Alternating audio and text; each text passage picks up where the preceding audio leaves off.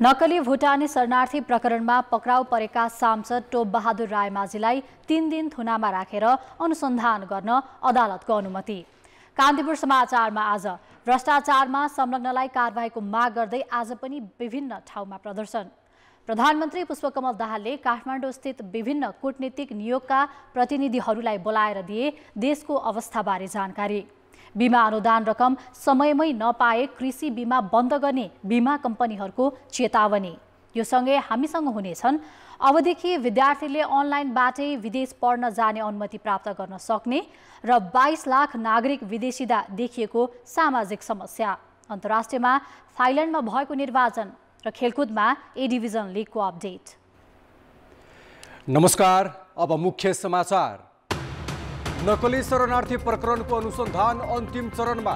गृह मन्त्रालयकै कर्मचारीलाई साक्षी राख्ने तयारी। सरकारले जानकारी नदिएको भन्दै सांसदहरूको आपत्ति। रैथाने खाद्यान्नको सट्टा जङ्क फुडको बढ्दो उपभोगले कर्णालीमा कुपोषण। अधिकांश बालबालिकामा स्वास्थ्य समस्या। सरकारी कार्यक्रम प्रभावहीन। सार्वजनिक यातायातलाई विद्युतीकरण गर्न आवश्यक रहेको ऊर्जा विज्ञहरूको ठहर। विद्युतीय सवारी साधनलाई प्रोत्साहन गर्ने अर्थ र ऊर्जा मन्त्रीको प्रतिबद्धता। थाइल्यान्डको तल्लो सदनमा विपक्षी मुभ फरवर्ड पार्टीलाई अप्रत्याशित मत। 500 मध्ये 151 सिटमा विजयी। सत्तारूढ युनाइटेड थाई नेसन 5औं स्थानमा। र काभा महिला भलिबल च्याम्पियनसिपको तयारी पूरा। जेठ 8 गतेदेखि हुने प्रतियोगितामा 8 टिम सहभागी हुने नेपालको लक्ष्य उपाधि।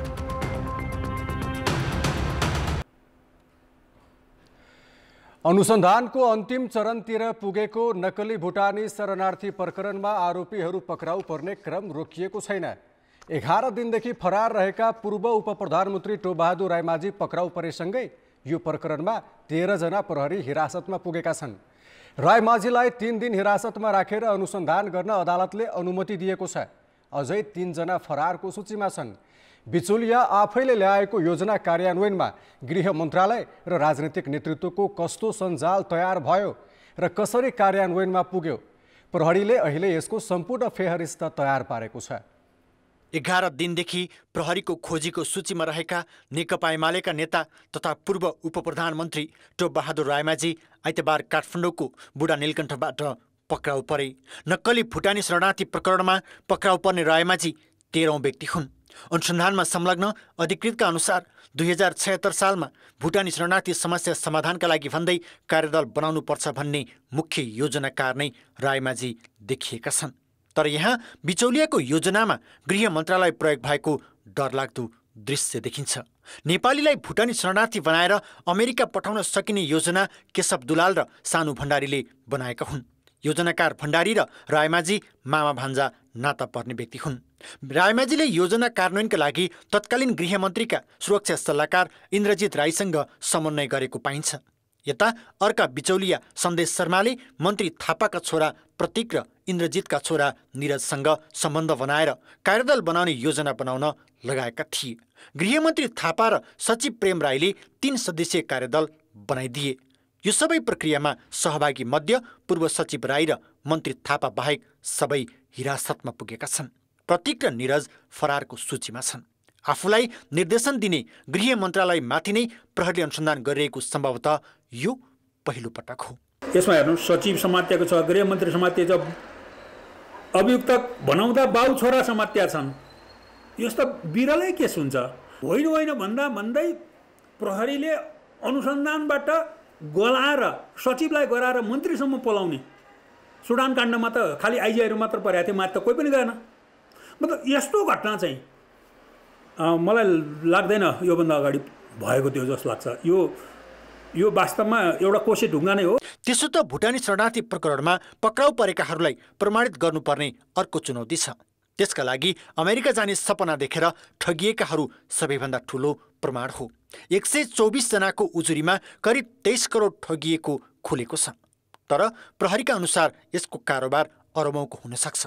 खाँड, रायमाझी र इन्द्रजित राईलाई मात्रै 15 करोडभन्दा बढी बुझाइएको पक्राउ परेकाहरूले बयानमा दिएका छन्। संगठित अपराधमा 60 दिनसम्म हिरासतमा राखेर अनुसन्धान गर्न सकिने कानुनी व्यवस्था छ। 52 दिन पूरा गरिसकेको प्रहरीले सरकारी वकिल कार्यालय मार्फत मन्त्री खान र रायमाझीसँग बयान लिइरहेको छ।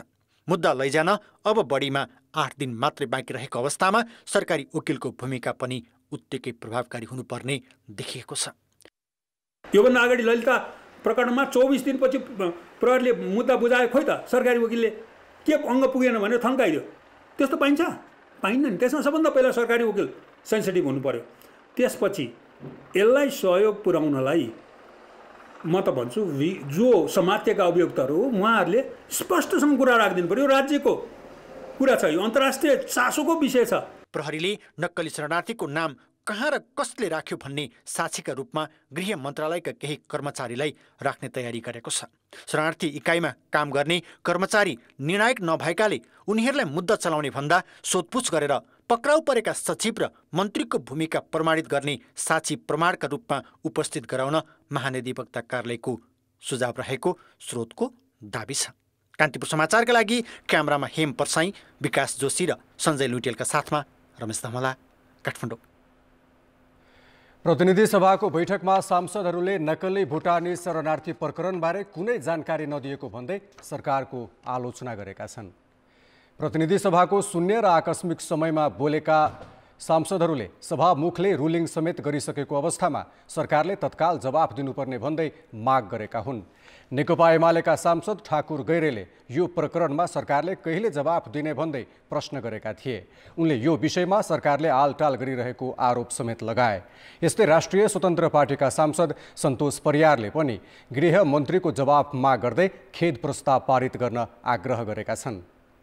यस्तो जघन्य विषयमा, यस्तो अपराधजन्य विषयमा आजसम्म सरकारले यो सार्वभौम सदनलाई आएर यस्तो भएको छ, यति प्रगति भएको छ, हामी यो गर्दैछौँ भनेर भन्न के कारणले चाहिँ समस्या भइरहेको छ।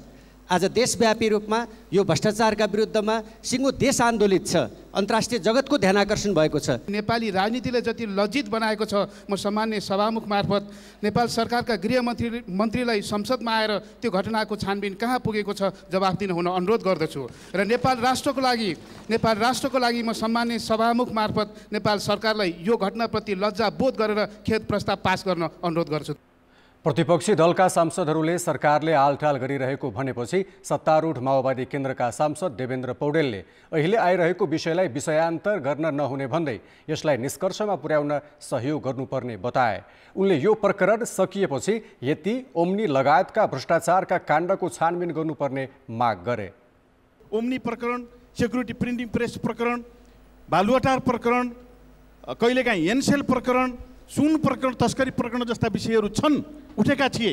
यी विषयहरूको हामी छानबिन गरौँला। तर अहिले जसरी चाहिँ नेपालको प्रशासन प्रहरीले सक्रियतापूर्वक यो विषयलाई टुङ्गोमा पुर्याउनको निम्ति पहल कदमी लिएको छ, सरकारले जसरी तदारुकका साथ गृह मन्त्रालय र प्रधानमन्त्री कार्यालयले स्वयं चाहिँ सम्माननीय प्रधानमन्त्री पहल लिनुभएको छ, हामी यो विषयलाई सबैको चाहिँ सहयोग, सबैको चाहिँ मद्दत लिएर निष्कर्षमा पुर्याउनको निम्ति म सम्माननीय सभामुख महोदय मार्फत सम्पूर्ण मान्यजीहरूलाई विशेष अनुरोध गर्न चाहन्छु।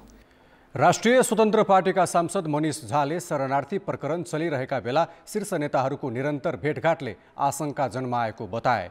उता राष्ट्रिय जनमोर्चाका सांसद चित्रबहादुर केसीले अपराधीलाई छुट दिने इतिहास दोहोरिन नहुने भन्दै गम्भीर बन्न सरकारलाई आग्रह गरे। नेपाली जनताले दबाब दिने होइन भने पहिलेका ठुला काण्डहरू जसरी चाहिँ हल्लाकुल्ला गर्यो, त्यसपछि अर्को नयाँ घटना घट्छ, नेपाली जनताको ध्यान उता लैजाने र विभिन्न अपराधमा संलग्न अपराधीहरूलाई छुट दिने जुन इतिहासको चाहिँ एउटा कलङ्क छ, त्यो घटना नदोहोरियोस्। नेपाली काङ्ग्रेसकी सांसद आर्जु राणा देउवाले शरणार्थी प्रकरणमा आफ्नो नाम जोडेर आएको अडियोप्रति आपत्ति जनाइन्। उनले आफ्नो चरित्र हत्या नगर्न चेतावनी दिइन्। गभर्मेन्टले चाहिँ यो चाँडै नै यो टेपको सत्य तथ्य उजागर गरोस् र अरू जतिजनाको पनि नाम आएको छ त्यो को चाहिँ दोषी हो, को चाहिँ होइन, यो चाहिँ प्रश्नका साथ आउनुपर्छ।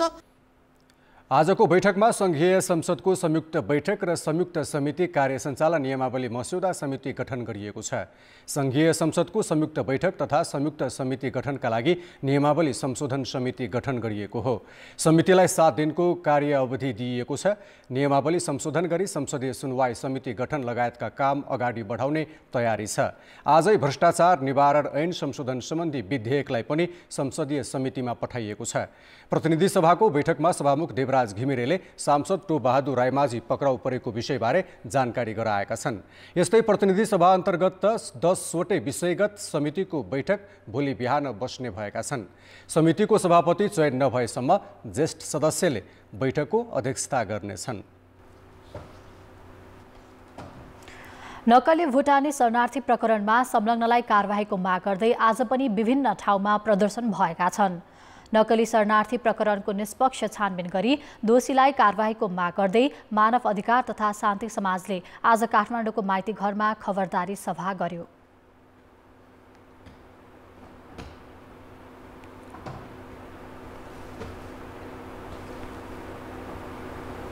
यो करप्सनको जालो संस्थागत रूपले माथि सिंहदरबारदेखि तल ग्रासरुटसम्म पुग्यो।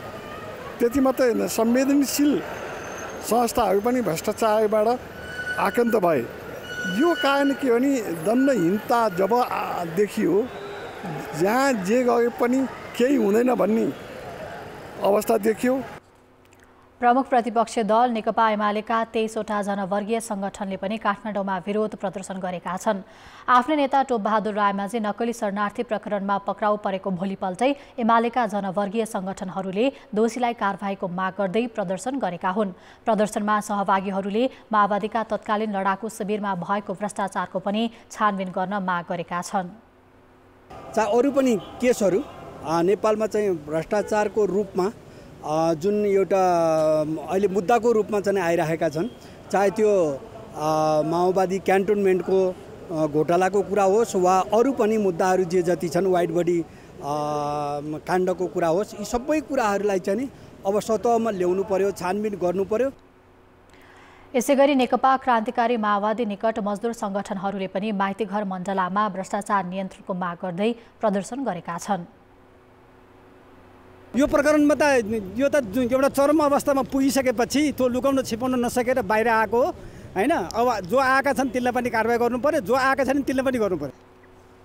नक्कली शरणार्थी प्रकरणको छानबिन गर्न र भ्रष्टाचारीलाई कारबाही गर्न माग गर्दै काठमाडौँसहित देशका विभिन्न ठाउँमा दिनौँ जसो प्रदर्शन भइरहेका छन्। प्रधानमन्त्री पुष्पकमल दाहालले सबै तहमा पारदर्शिता र जवाफदेहिता सुनिश्चित गर्ने प्रतिबद्धता जनाएका छन्। नक्कली भुटानी शरणार्थी प्रकरणमा तत्कालीन सरकारका वरिष्ठ सदस्यहरू समेतलाई पक्राउ गरी अनुसन्धान चलिरहँदा काठमाडौँ स्थित कूटनीतिज्ञहरूलाई आज सिंहदरबारमा सम्बोधन गर्दै दाहालले भ्रष्टाचार विरुद्ध शून्य सहनशीलताको नीति कायम राख्ने दोहोर्याए। प्रधानमन्त्री दाहालले गम्भीर प्रकृतिका मानव अधिकार उल्लङ्घनको मुद्दामा आम माफी नहुने उल्लेख गर्दै शान्ति प्रक्रियाका काम अन्तर्राष्ट्रिय मापदण्ड अनुसार नै हुने जनाए। उनले प्रमुख दलबीच जबरजस्ती बेपत्ता पारिएका व्यक्ति छानबिन र सत्य निरूपण तथा मेलमिलाप आयोग सम्बन्धी कानुन चाँडै पारित गर्ने सहमति भएको समेत बताए। सरकारले सन् 2030 सम्ममा सबै खाले कुपोषणको अन्त्य गर्ने लक्ष्य लिइरहँदा कर्णाली प्रदेश अहिले पनि उच्च कुपोषणसँग जुधिरहेको छ। कुपोषणका कारण कर्णालीका धेरै बालबालिका पुड्के, ख्याउटे र कम तौलका छन् भने वयस्कमा रक्तअल्पता, उच्च रक्तचाप र मधुमेह जस्ता दीर्घ रोगी छन्। कर्णाली प्रदेशमा कुपोषणको जोखिम कायमै रहेको सरकारी तथ्याङ्कले देखाएको छ। कुपोषणका कारण अहिले पनि 36% बालबालिका पुड्को, 27% बालबालिका कम तौलका र 4% ख्याउटे छन्, जुन अन्य प्रदेशको तुलनामा सबैभन्दा धेरै हो। कुपोषित मध्ये 5 वर्ष मुनिका बालबालिका सबैभन्दा धेरै छन्। वयस्क उमेर समूहका 21% महिलामा रक्तअल्पता र 15%मा ख्याउटेपना छ। पोषिलो खानाको कमी, जनचेतना अभाव, जङ्क फुडको बढ्दो खपत र स्थानीय खाद्यान्नको असन्तुलित उपभोग कुपोषणको मुख्य कारण बनेको छ। कर्णालीले नेपालै धान्न सक्ने स्याउ, ओखड, फुस्रे केरा, मेवाहरू प्रोडक्सन गर्न सक्छ। र यसको प्रोडक्सनमा हामीले अलिकति बढाउनु पर्यो। यो प्रोडक्सन सँगसँगै यसले चाहिँ कुपोषणको चाहिँ निर्मूलता गर्छ भने हाम्रा यहाँका रैथाने जुन बालीहरू छन् यसलाई पनि हामीले चाहिँ बढाउन एकदमै जरुरी छ। सन्तुलित भोजन नहुँदाखेरि खानपान असल खानपानका व्यवहारमा जोड नदिँदाखेरि चाहिँ दीर्घ रोगहरू जस्तै ब्लड प्रेसर अथवा उच्च रक्तचाप, मधुमेह अर्थात् सुगर जस्ता समस्याहरू पनि हाम्रो यो प्रदेश लगायत नेपालमा पनि दिनानुदिन बढ्दो क्रममै छन्। त्यसो त पछिल्लो समय कर्णालीमा कुपोषणको अवस्था सुधारोन्मुख रहेको तथ्याङ्क छ। सन् 2016 मा कर्णालीका 54% बालबालिका पुड्के, 8% ख्याउटे र 37% कम तौलका थिए। हाल घटेर पुड्के बालबालिकाको सङ्ख्या 36%, कम तौलका 27% र ख्याउटेको सङ्ख्या 4% मा झरेको छ। पोषण अवस्था सुधारोन्मुख छ भन्नुपर्छ हरेक कुरामा। खास गरी यो हाम्रो बच्चा तौल्ने दर बढिरहेको अवस्था छ। कर्णालीमा सरकारले 2071 सालदेखि बहुक्षेत्रीय पोषण कार्यक्रम लागू गरेको छ। जुम्ला र कालीकोटबाट सुरु भएको यो कार्यक्रम हाल कर्णालीका 79वटै स्थानीय तहमा पुगेको छ। बहुक्षेत्रीय पोषण कार्यक्रमका लागि चालु आर्थिक वर्षमा 23 करोड 47 लाख रुपियाँ लगानी गरिएको छ, जसमध्ये 22 करोड 77 लाख सङ्घ र 70 लाख रुपियाँ प्रदेश सरकारको लगानी छ। कान्तिपुर समाचारका लागि रुकुम पश्चिम सहकर्मी महेश केसी, सल्यान सहकर्मी सरिता चलाउने र कमल पन्त, वीरेन्द्रनगर, सुर्खेत। अब जनमतको अन्तिम परिणाम। जनमतमा हिजो हाम्रो प्रश्न थियो, विद्युतीय गाडी र उपकरणको प्रयोग बढाउन के गर्नु पर्ला? ए सरकारी सहुलियत, बी पूर्वाधारमा लगानी र सी उपभोक्तामा सचेतना। जनमतको अन्तिम परिणाम यस्तो छ, ए सरकारी सहुलियतमा 38%, बी पूर्वाधारमा लगानीमा 49% र सी उपभोक्तामा सचेतनामा जम्मा 13% मत प्राप्त भएको छ। अब जनमतमा आजको प्रश्न। जनमत हाम्रो प्रश्न छ, कर्णालीमा कुपोषणको अवस्थामा सुधार ल्याउन के गर्नु पर्ला? ए खाद्यान्नको पहुँच, बी स्थानीय उत्पादन प्रवर्धन र सी सचेतना अभियान। जनमतको अन्तिम परिणाम भोलि बेलुकी 8 बजेको कान्तिपुर समाचारमा प्रसारण गर्नेछौँ। कृपया NWS news space ABC type गरी 34001 मा SMS गरी आफ्नो मत व्यक्त गर्नुहोला। अब बाँकी समाचार। कम्युनिस्ट नेताहरूले व्यक्तिवाद हावी हुँदा सङ्घीय प्रणालीमाथि नै सङ्कट देखिन थालेको बताएका छन्। काठमाडौँमा आज आयोजित एक कार्यक्रममा नेकपा एकीकृत समाजवादीका अध्यक्ष माधव कुमार नेपालले समानुपातिक सांसद र जनताको भोटलाई समेत नेताले मोलमोलाई गर्दा देशको संसदीय व्यवस्थामा विचलन आएको बताए। व्यक्तिवाद चरम रूपमा व्याप्त भएको पाइन्छ। म बाहेक केही पनि नसोच्ने, आफूले खोजेको र चाहेको पद पाएन भने सङ्गठनलाई परित्याग गरिदिने, सङ्गठनलाई तोडिदिने, अझै देशमा देशप्रति घात गर्ने, जनताप्रति घात गर्ने यस्तो प्रवृत्ति व्याप्त छ। कार्यक्रममा नेपाल समाजवादी पार्टीका अध्यक्ष बाबुराम भट्टराईले प्रचारवादका आधारमा राजनीति गर्नेहरूले नीति र सिद्धान्तमाथि गलत भाष्य सिर्जना गरिरहेको आरोप लगाए। खास गरी क्रान्तिपछि लामो समय सत्तामा बसिरह्यो भने, सम्पूर्ण नेतृत्व नै सत्तामा गयो भने सत्ताको जुन चासनी हुन्छ त्यसले भ्रष्टीकरण गरिदिन्छ। अहिले जुन प्रकारको भ्रष्टाचारको कुराहरू आइरहेको छ त्यो त्यसको एउटा सङ्केत हो।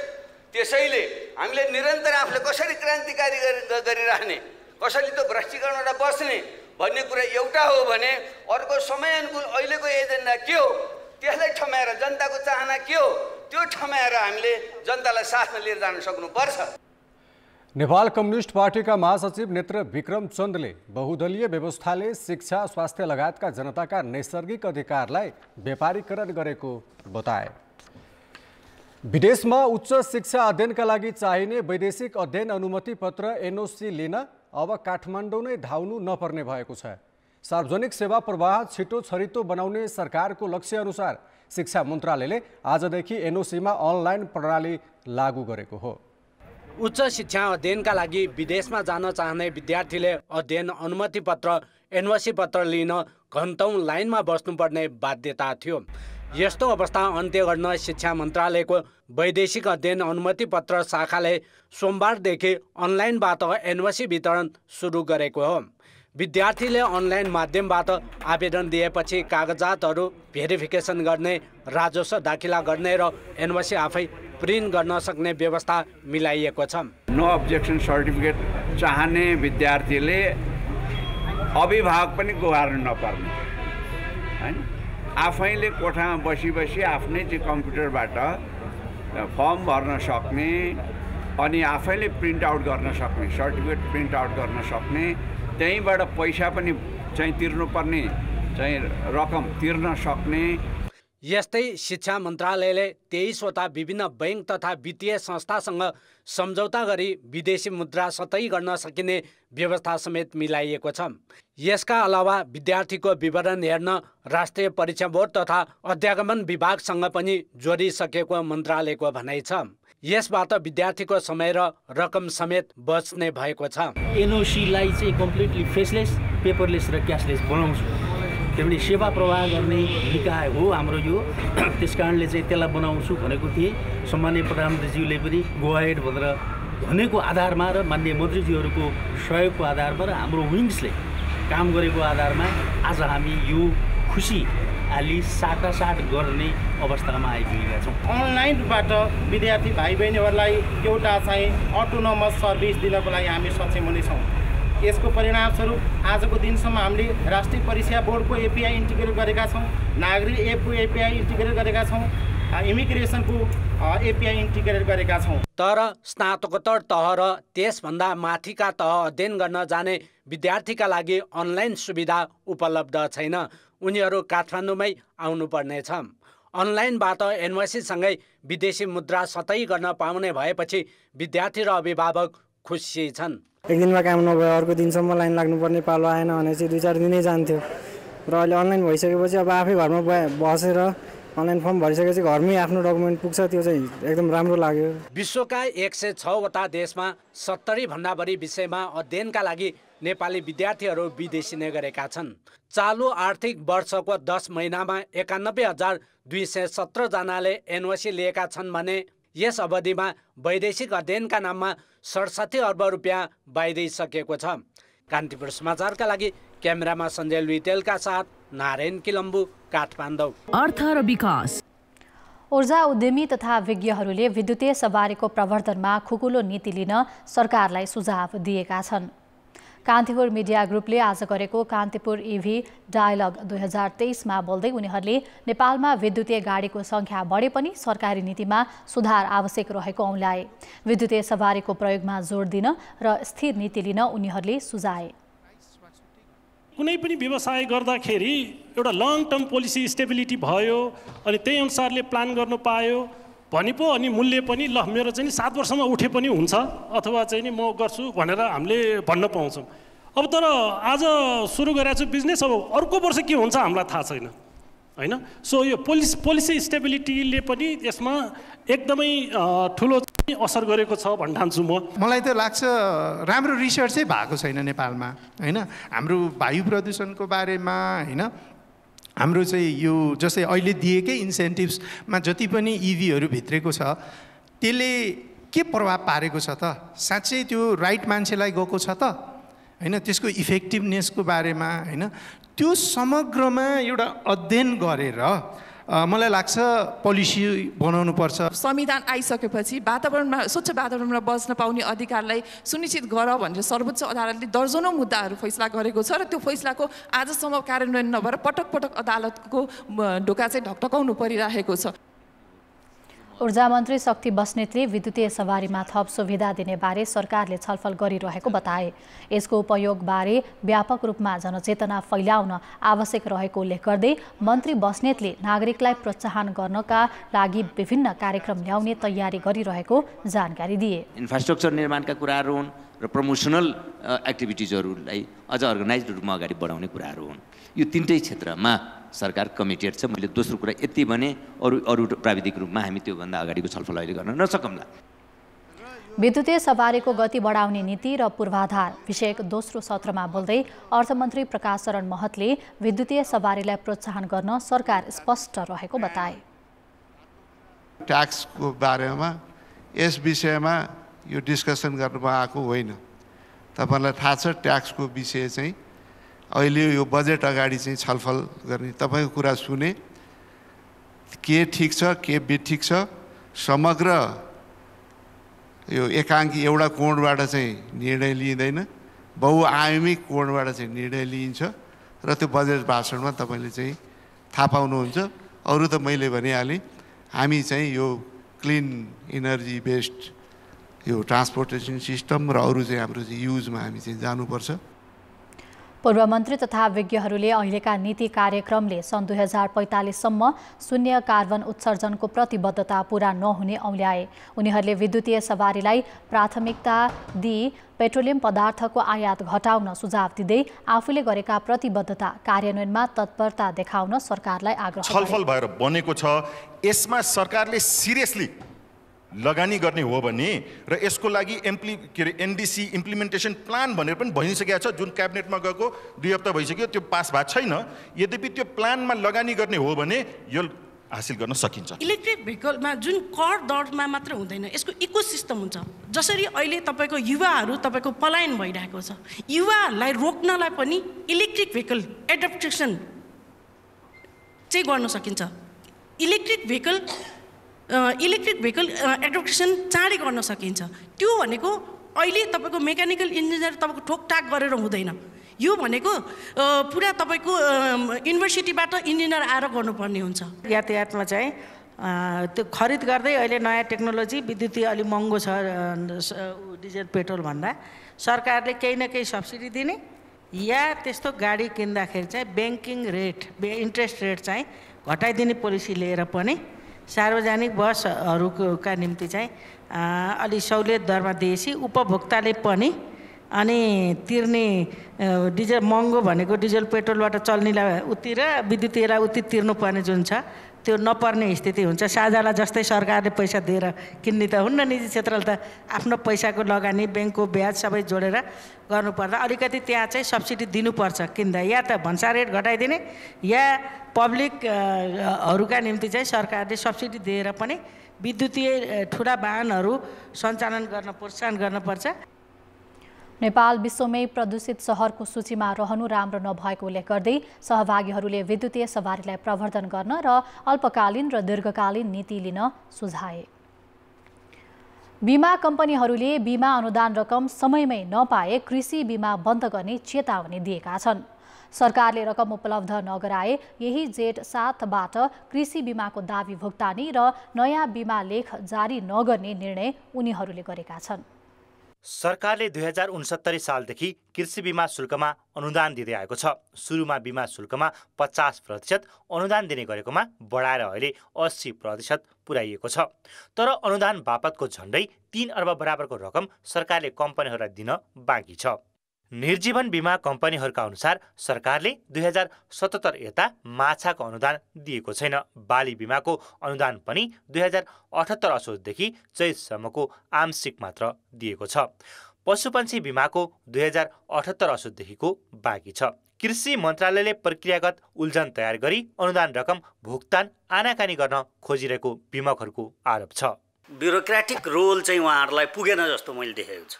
प्रष्ट कुरा किन हो भने हामी बीमा प्राधिकरणबाट रेगुलेट हुन्छौँ। हामीलाई रेगुलेसन गर्ने भनेको बीमा प्राधिकरण हो, जुन चाहिँ नेपाल सरकारको हो। अब कुनै मन्त्रालयहरूले निकालेको प्रोग्राममा उनीहरूले इन्डिभिजुअली रेगुलेट गर्ने होइन, तर उहाँहरू इन्डिभिजुअली रेगुलेट गर्न खोजिरहनु भएको छ। सरकारले कृषि बीमा बापतको रकम भुक्तान गर्नका लागि बाली तथा पशुधन बीमा कोष पनि स्थापना गरेको छ, जसमा अहिले 1 अर्ब 33 करोड रकम छ। कोषमा पर्याप्त रकम रहे पनि मन्त्रालयले भुक्तानी गरेको छैन। ढिलोको कारण के छ भन्दाखेरि जुन विधि प्रक्रियाबाट आउनुपर्ने हो त्यो पूर्ण भएर नआएपछि चाहिँ त्यसलाई पटक पटक रुजु गर्नुपर्ने। एकचोटि बीमा प्राधिकरणले पनि रुजु गर्छ, हामीले पनि रुजु गर्छौँ र त्यो रुजु गर्दाखेरि धेरै बीमा लेखहरू चाहिँ अपूर्ण अनि कतिपयमा अलिकति बीमा लेख बढी कायम भएर आएका त्यस्ता खालका समस्याहरू देखाएका छन्। उहाँहरूसँग त्यो कृषिको प्राविधिकहरू त हुनुहुन्न, उहाँहरूको टिमै छैन। वास्तवमा बीमाको लागि छुट्टै कृषि बीमाको लागि एउटा सेल नै हुनुपर्ने। हामीले त त्यो निर्देशिकामा एउटा छुट्टै इकाइ पनि हुनुपर्छ, प्राविधिक राख्नुपर्छ भनेका छौँ। त्यो उहाँहरूले राखिराख्नु भएको अवस्था छैन। सरकारले कृषि क्षेत्रमा लगानी बढाउन र किसानहरू पलायन हुनबाट रोक्न कृषि बीमाको अवधारणा ल्याएको हो। तर बीमा कम्पनी र कृषि मन्त्रालयको द्वन्द्वले किसानहरू नै मर्कामा पर्ने अवस्था आएको छ, जुन राम्रो होइन। कान्तिपुर समाचारका लागि क्यामेरामा विकास जोशीका साथ सुदिल पोखरेल, काठमाडौँ। अब जनताको आवाज। हामीले आज 7 प्रदेशमा सोधेका छौँ, कृषि बीमा कार्यक्रम प्रभावकारी बनाउन के गर्नुपर्ला? जनताको आवाज जनमानसले बुझिरहेका छैनन्, त्यो चाहिँ बुझाउन जरुरी छ। बाख्राको बिमा बनाएर पनि भुक्तानी गर्नु भएन। अब यस साल हामीहरूले कसरी बनाउने, कसरी विश्वास गर्ने सरकारलाई? सम्बन्धित पालिकाहरूलाई त्यसको जिम्मेवारी अनुगमन र नियमन गर्न जिम्मेवारी दियो भने सरकारले हैन प्रष्ट रूपमा अब यो बिमा गर्दा के फाइदा हुन्छ त भन्ने कुरा प्रष्टाइदिएर कति खर्च लाग्छ हैन, त्यसबाट आम्दानी कति हुन्छ त्यसको दायरा निश्चित गरेर त्यसमा चाहिँ तपाईको गर्नुपर्ने आवश्यकता देखिन्छ। पोहोर साल धान बाली बगायो, धान बालीको पैसा बिमाको पैसा पनि दिनु भएन। हामीलाई त थाहै छैन सर, कृषि बिमाको बारेमा यता आयो थाहा हुन्थ्यो। कृषिको लागि पनि बिमा कार्यक्रम राखिदिनु पर्यो सरकारले। गाउँ-गाउँमा गएर कृषि बिमाको बारेमा जनचेतना जगाउनु पर्यो। वास्तविक कृषकको पहिचान गरेर उनीहरूको घर-घरमा गएर कृषि बिमा गराउनु पर्छ। यो भुक्तानी प्रक्रिया छ नि, यो अलि झन्झटी छ, यसलाई सहज गरिदिनु पर्छ। कृषि बिमा अहिलेसम्म देखेको पनि छैन। बिमा गर्नुपर्नेलाई अब हजुरहरूले जानकारी दिनुपर्ने। उपलब्धि र फाइदाहरूको विषयमा चाहिँ कृषकलाई बुझाउन जरुरी देख्छु। कृषि बिमाका कार्यक्रमहरू ल्याएर जनतालाई चाहिँ सचेतनाका कार्यक्रमहरू चलाउनु पर्छ। कुन चाहिँ जोखिमपूर्ण छ कि बढी लगानी लागिरहेको छ त्यस्तो क्षेत्रहरूको चाहिँ सरकारले चाहिँ निःशुल्क रूपमा चाहिँ बिमा गरिदिनु पर्यो। बिमाको बारेमा हामीहरूलाई जानकारी छैन। धान खेती, मकै खेती, कोदो खेती, आलु खेती सबै गर्छु। अहिलेसम्म मलाई यो कृषि बिमा भन्ने मलाई अहिलेसम्म थाहा पनि छैन। छिट्टो तरिकाले भुक्तानी गराएपछि यो कार्यक्रम प्रभावकारी हुने थियो। कहाँ गएर के गर्नुपर्ने किसानलाई जागरुक बनाएर अगाडि लैजाँदाखेरि राम्रो होला। कृषक गर्न मन नपराउनेलाई पनि मन पराउने खालको बनाउनु पर्यो। नेपाल सरकारले र बिमा बोर्डले कृषि बिमाको लागि गर्न सक्ने भनेको एउटा चाहिँ प्रचार र अर्को चाहिँ भुक्तानीको व्यवस्था सजिलो बनाउनु पर्छ।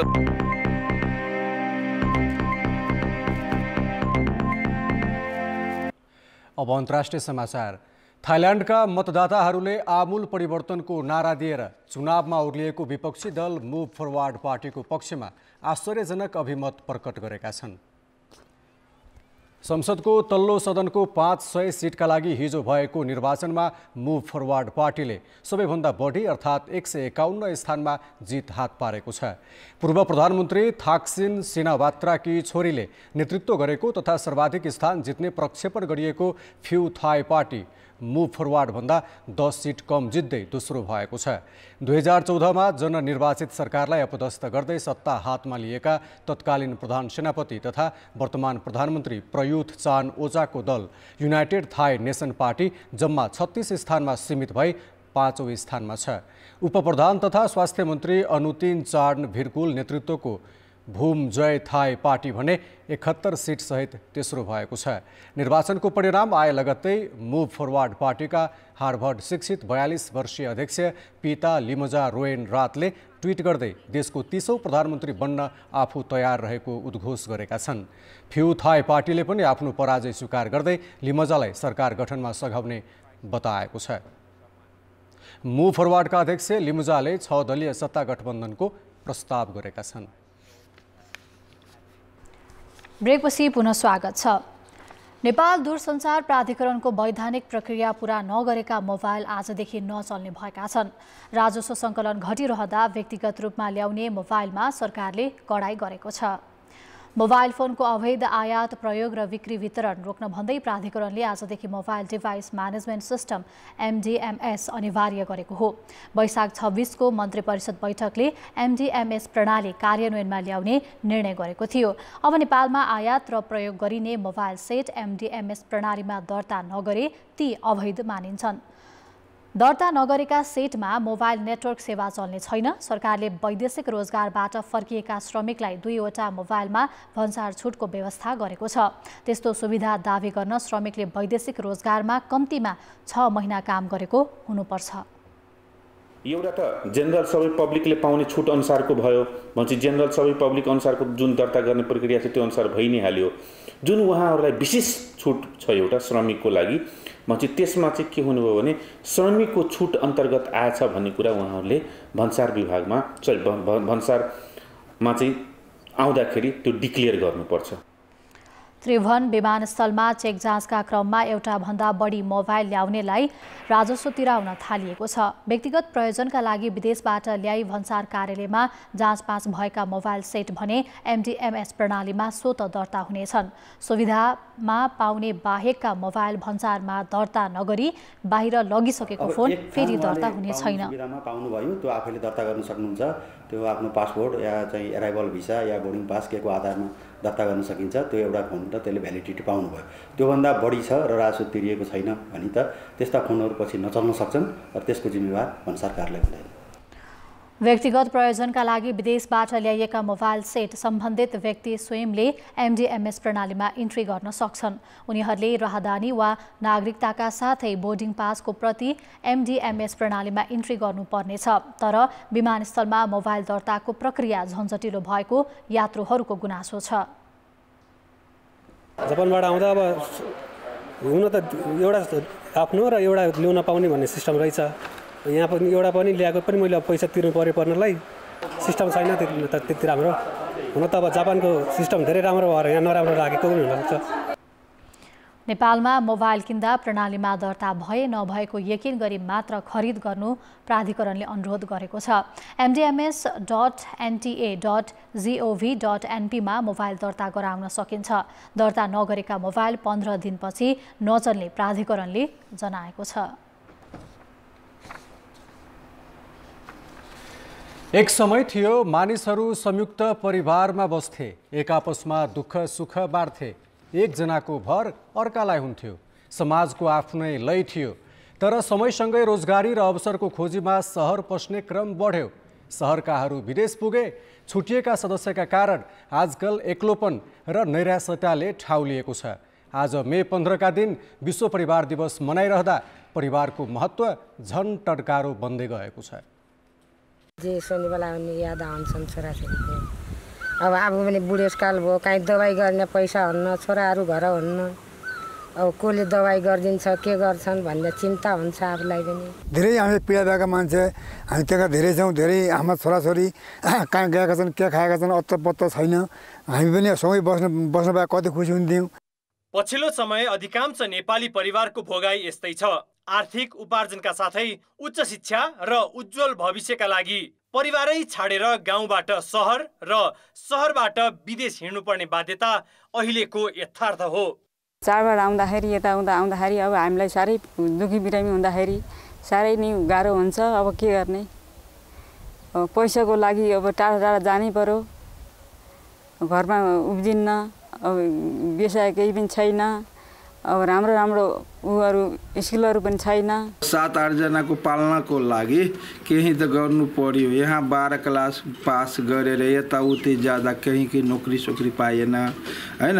अनि विदेश जानै पर्छ, के गर्ने। अब विदेशको मजबुरीको कारणले केकरा मन नहीं होई है। सपना सब परिवार एक मथु में रही, घर वाला श्रीमान छोड़ कर विदेश चल जाए थे, बाल बच्चा के छोड़ कर चल जाए है। तो उ वाला बात तो केकरा मन हुई से अथी होती। तो नेपाल में विदेश पठबे नहीं तो इन खबे कथी। राष्ट्रिय जनगणना 2078 ले नेपाली समाजमा औसत 4 जनाको परिवार बस्ने गरेको देखाएको छ। त्यसमा पनि दुर्गमबाट सहरमा काम र शिक्षाका लागि बसोबास गर्ने बाध्यता एकातिर छ भने अर्कोतिर सहज जीवनयापनको खोजी र सुरक्षित भविष्यको आशमा घर परिवार छाडेर जाने प्रवृत्ति पछिल्लो समय बढेको छ। 21,90,000 परिवार पढाइ र रोजगारीका लागि विदेशमा छन्। यसले परिवारमा विग्रह ल्याएको मानवशास्त्रीको भनाइ छ। नयाँ नयाँ अवसरहरूको खोजी गरिरहने र त्यसबाट सन्तुष्ट प्राप्तिको पछाडि कुदिरहने भएको कारणले गर्दाखेरि कमाइको लागि एक ठाउँबाट अर्को ठाउँमा जान्छन्। परिवार सहित जान त सक्दैनन्। जो काम गर्ने हो मान्छे हो, जो कमाउन सक्ने मान्छे हो, उही नै जान्छ। सर्भाइभल चाहिँ चलिरहेको हुन्छ, फ्यामिली चाहिँ बिग्र जस्तो देखिन्छ। सहज जीवन र व्यक्तिगत खुसीको खोजीमा एक ठाउँबाट अर्को ठाउँमा जाने मानवीय स्वभाव नै हो। तर त्यो सँगै परिवार छुट्टिएको छ। यसले समाजमा नैराश्यता बढाएको छ। परिवारको महत्त्व घटिरहेको छ। सबै परिवार एकै साथमा रहन सक्ने वातावरण बनाउन नसक्नुमा जानकारहरू मानवीय स्वभावका साथै सरकारी नीतिको पनि कमजोरी देख्छन्। सरकारले चाहन्छ जनता बाहिरै जाउन्। यहाँको न इकोनोमिक सिस्टम राम्रो छ, न एजुकेसनको सिस्टम राम्रो छ, न सरकारको पोलिसी राम्रो छ, फेसिलिटेसन गर्नै सकेको छ। सरकार खुसी छ मान्छेहरू विदेश गयो भनेदेखि त्यहाँबाट रेमिटेन्स पठाउँछन् भनेर फोकसै त्यसैमा छ। त्यसैले यसमा परिवर्तन गर्ने खोजेको छैन। परिवारमा बालबच्चाको लालन पालन र मानसिक विकास पनि सही ढङ्गले हुन्छ। उनीहरूले आफ्ना हजुरबा हजुरआमाबाट अमूल्य संस्कार सिक्न पाउँछन् र ज्येष्ठ सदस्यले जीवन पर्यन्त उचित स्याहार पाउँछन्। यस्तोमा अभावमा पनि परिवार सुखी र खुसी हुन्छ। तर समाजले अहिले यो अवसर गुमाइरहेको छ। कान्तिपुर समाचारका लागि जिल्ला सहकर्मी चक्र भण्डारी र अमरकान्त ठाकुरको सहयोगमा क्यामेरामा सञ्जय लुइटेलका साथ सुबिन्द्र श्रेष्ठ, काठमाडौँ। खेलकुद समाचार। कान्तिपुर खेलकुद समाचारमा स्वागत छ। साबिक विजेता मचिन्द्र फुटबल क्लब शहीद स्मारक ए डिभिजन लिगको तेस्रो स्थानमा उक्लिएको छ। रेलिगेसन जोनको खुमलटार युथ क्लबलाई 3-0 ले हराउँदै मचिन्द्र उपाधि होडमा बलियो स्थितिमा पुगेको हो। लिगमा 8औं जित हात पारेसँगै मचिन्द्रले शीर्ष स्थानको जाउला खेललाई दबाव बढाउँदा दोस्रो स्थानको चर्चभोइसँग अङ्क बराबरी गरेको छ। सातो बाटो स्थित एन्फा कम्प्लेक्समा मचिन्द्रलाई जिताउन विदेशी फरवार्ड अफिज ओलाओलेले 2 गोल गर्दा एक अवसर सृजना गरे। 38औं मिनेटमा मेसुके ओलम्बुको प्रहार खेर गएपछि मचिन्द्रले सङ्कट टारेको थियो। 42औं मिनेटमा भने आन्द्रेस नियाको गोलमा मचिन्द्रले अग्रता लियो। ओलाओलेको पासमा आन्द्रेस नियाले पहिलो गोल गरेका हुन्। दोस्रो हाफमा खुमलटारले दबाव सृजना गरे पनि गोलरक्षक विशाल श्रेष्ठले उत्कृष्ट बचाउ गरेपछि गोल सम्भव भएन। 53औं मिनेटमा मनिष थापाको पासमा श्याम थापाको हेडर बाहिरियो। 55औं मिनेटमा स्टेफन विनोङ र 65औं मिनेटमा मेसुकेको प्रहार रोकेर विशालले मचिन्द्रको अग्रता कायमै राखे। 77औं मिनेटमा सौरभ लिम्बुको क्रसमा ओलाओलेले हेडर गोल गरेपछि मचिन्द्रले अग्रता दोब्बर बनायो। 83औं मिनेटमा ओलाओलेले टिमका लागि तेस्रो गोल गरे। पुजन उपरकोटीको फ्री किक खुमलटारका डिफेन्डरले क्लियर गर्न नसक्दा ओलाओलेलाई ठोकिँदै गोल हुन पुगेको हो। पहिलो लेगमा मचिन्द्रले खुमलटारलाई 7-3 गोलले हराएको थियो। जितसँगै मचिन्द्रको 30 अङ्क भएको छ। तालिकाको पुचारमा रहेको खुमलटारको 17 अङ्क छ। आजै भएको अर्को खेलमा हिमालयन शेर्पा र सङ्कटा क्लबले 1-1 गोलको बराबरी खेलेका छन्। सुरुवाती अग्रता जोगाउन नसक्दा शेर्पाले सङ्कटासँग अङ्क बाँडेको हो। त्रिपुरेश्वर स्थित दशरथ रङ्गशालामा पहिलो हाफमा दुवै टिमले गोलरहित बराबरी खेलेका थिए। 40औं मिनेटमा खमीर गिल्सनको प्रहार बाहिरिएपछि शेर्पाले अग्रता बनाउन सकेन। त्यसको अर्को मिनेटमा युसुफ अस्ट्रेसले गोल गरे पनि अफसाइड घोषित भएपछि सङ्कटाले अग्रताको मौका गुमायो। 50औं मिनेटमा भने शेर्पाले डेडलक तोड्यो। अबायोमी फाकुन्लेको हेडर पासमा म्यानुअल नानाले गोल गरे तर शेर्पाको अग्रता 20 मिनेट मात्र कायम रह्यो। 72औं मिनेटमा सङ्कटाले आयुष घलानको पेनाल्टी गोलमा खेल बराबरी गरेको हो। सुशील राईले आयुषलाई लडाएपछि सङ्कटाले पेनाल्टी पाएको थियो। पहिलो लेगमा पनि यी दुई टिमले गोलरहित बराबरी खेल्दै अङ्क बाँडेका थिए। बराबरीको नतिजापछि पनि सङ्कटाको रेलिगेसन दबाव कायमै छ। 18 खेलमा 21 अङ्क बनाएको सङ्कटा 11औं स्थानमा छ। शेर्पाले भने तालिकामा 1 स्थान सुधार गरेको छ। समान खेलमा 22 अङ्क बनाएको शेर्पा 9औं स्थानमा उक्लिएको हो। काबा महिला भलिबल च्यालेन्ज कपको सम्पूर्ण तयारी पूरा भएको छ। नेपाल भलिबल सङ्घको आयोजनामा जेठ 8 गतेदेखि प्रतियोगिता हुनेछ। नेपाल भलिबल सङ्घले आज पत्रकार सम्मेलन आयोजना गरी प्रतियोगिताको सम्पूर्ण तयारी पूरा भएको जानकारी दिएको हो। सङ्घले पहिलो पटक प्रतियोगिता आयोजनाको जिम्मा पाएको हो। प्रतियोगिताका सबै खेल त्रिपुरेश्वर स्थित राष्ट्रिय खेलकुद परिषदको कभर्ड हलमा हुनेछन्। राष्ट्रिय खेल भए पनि भलिबलका लागि नेपालमा अन्तर्राष्ट्रिय स्तरको कभर्ड हल भने छैन। सङ्घले राखेपकै कभर्ड हललाई मर्मत गरी प्रतियोगिताका लागि योग्य बनाएको हो। कभर्ड हलको changing room, bathroom, floodlight, scoreboard, sound service लगायतको व्यवस्था सहित हलको सरसफाई रङरोगन मर्मत भइसकेको छ। पहिलाको भन्दा भेन्यू धेरै राम्रो छ। सरसफाई भएको छ, रङरोगन भएको छ, पार्केटिङ चेन्ज भएको छ, वासरुमहरूको मेन्टेनेन्स भएको छ हैन। भित्र बाहिर सबै राम्रो छ। तर त्यही एउटा पर्यायको चाहिँ लाई एउटा एक्जिट गराउने हामीले डोर पाउन सकेका छैनौँ। तर पनि अझै हामीसँग प्रतियोगिता सञ्चालन हुन 6 दिन बाँकी भएको हुनाले 6 दिनभित्र कतै एउटा पशुपक्षी पालन सम्बन्धीका यो युट्युबहरूमा पनि परिवार व्यवस्थापन गर्ने केही कुराहरू आइडिया छ भनेर साथीहरूले भनिराख्नु भएको छ र we shall try our best to sort out the problem. सङ्घले प्रतियोगिता आयोजनाका लागि 2 करोड 71 लाख लागत अनुमान गरेको छ। सङ्घले प्रतियोगिताको तयारीका लागि आर्थिक व्यवस्थापन, प्रचार प्रसार, सुरक्षा व्यवस्थापन, अतिथि सत्कार लगायत 11 उपसमिति बनाएको छ। प्रतियोगिता आयोजनाका लागि सङ्घका पूर्व अध्यक्ष मनोरञ्जन रमण शर्माले 1 लाख र विद्यालय भलिबल कमिसनले 75 रुपैयाँ समेत सहयोग गरेका छन्। जेठ 7 गतेसम्म सबै टिम काठमाडौँ आइपुग्नेछन्। प्रतियोगितामा नेपालसहित भारत, श्रीलङ्का, बङ्गलादेश, मालदिव्स, काजाकिस्तान, किर्गिस्तान र उज्बेकिस्तान गरी 8 राष्ट्र सहभागी हुनेछन्। समूह एमा नेपाल, भारत, बङ्गलादेश र किर्गिस्तान छन् भने समूह बीमा श्रीलङ्का, मालदिव्स, काजाकिस्तान र उज्बेकिस्तान छन्। नेपालले यसअघि नै 6 नयाँ खेलाडी समावेश गर्दै अरुणा साईको कप्तानीमा 14 सदस्यीय टिम घोषणा गरिसकेको छ। खेलकुद समाचार अहिलेलाई यति नै। अब मौसम सम्बन्धी जानकारी।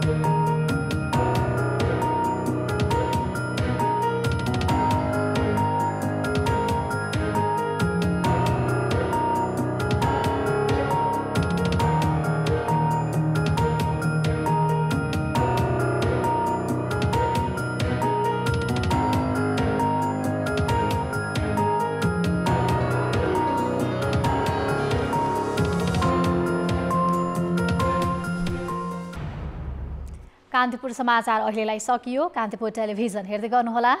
नमस्ते।